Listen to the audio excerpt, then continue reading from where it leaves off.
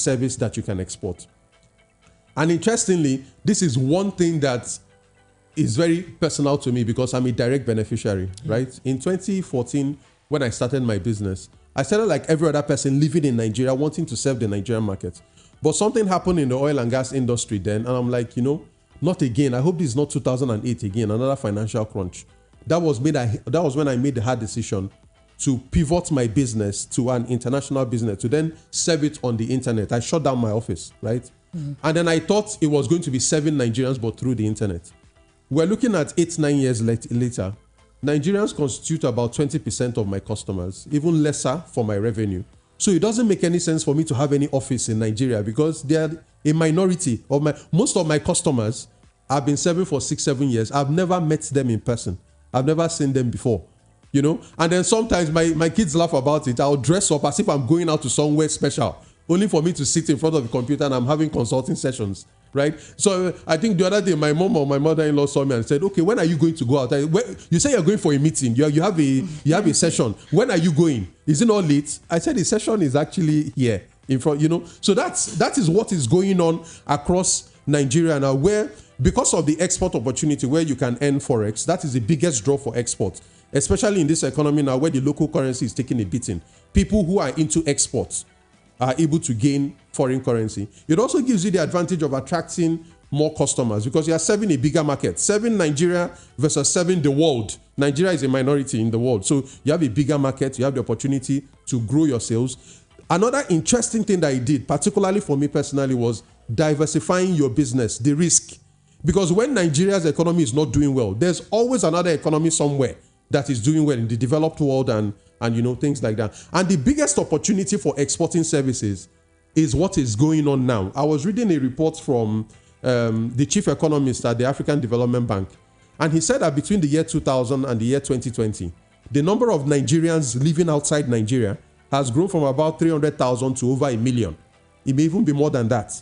So what is going on now is that you have a lot of Nigerians that are living outside the country, particularly now with the Japa trend. That number is expected to grow.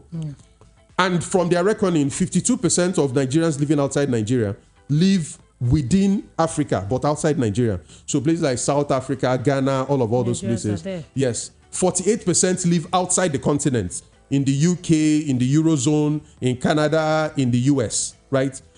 I'm going to come back to why this is very, very important and a big opportunity for you if you're exporting services.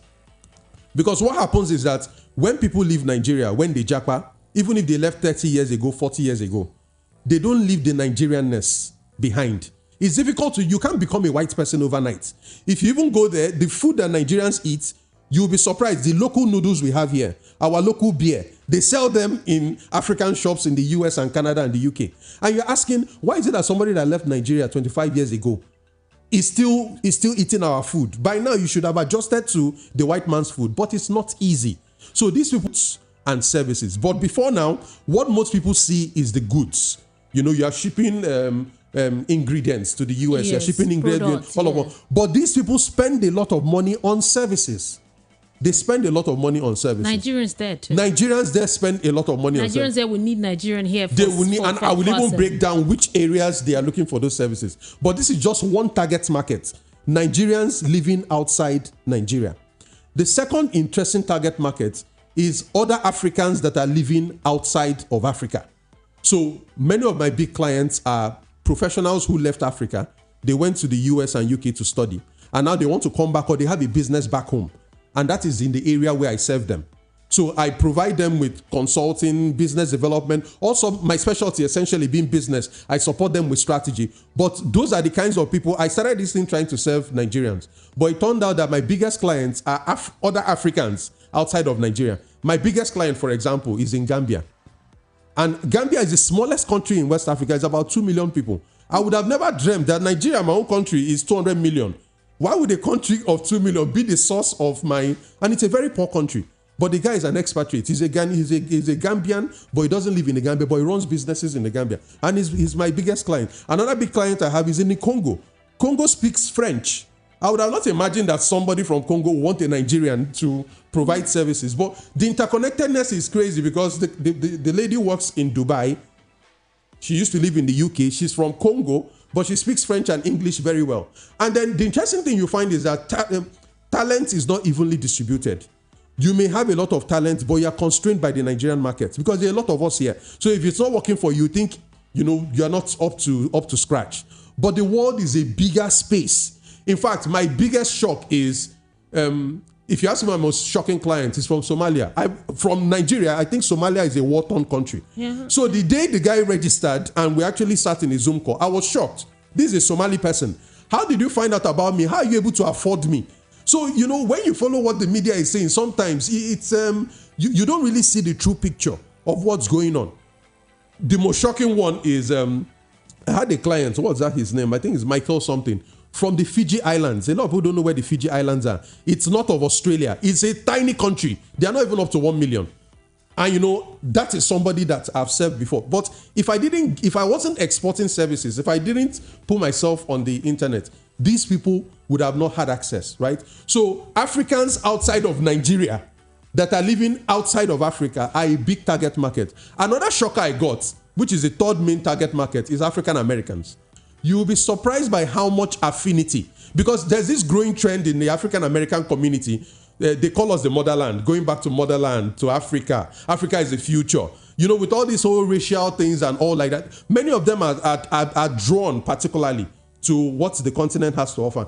In countries that are 493182. I'll take the number again, 08022493182. So when you send a WhatsApp message to that number, you just get a website. You get a place where you could make your payment, and then you get to ask your question. So I think you should grab the opportunity right now. Like you've already heard, it's executive strategy retreat. It's not a seminar, it's a retreat. It's not like you come and listen, okay, no. It's a retreat, so you participative. You participate, you bring it's packed. So just registered now. Is limited space, limited. So the number is 08022493182. Now, I think that's all for now. Our time here is up. No final words. So what's your takeaway in 2 seconds? My takeaway is, so far we're in part 4. I hope we are making a strong point that wherever there are problems, there are opportunities, right? Bad news sells. That's why it's more pervasive than the opportunities, than the good news.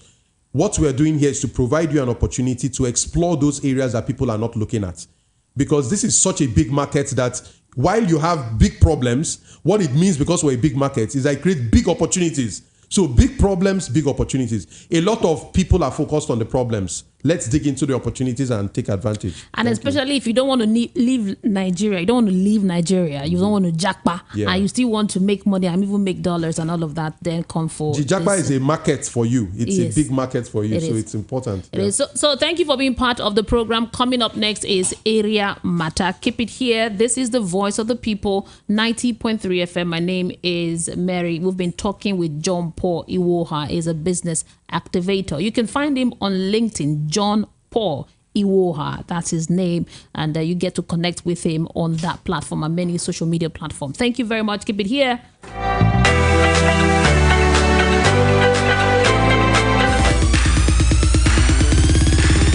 Are you looking for the perfect getaway? Look no further than the luxurious accommodations at Airport Golden Tulip Hotel, Lagos, number 4.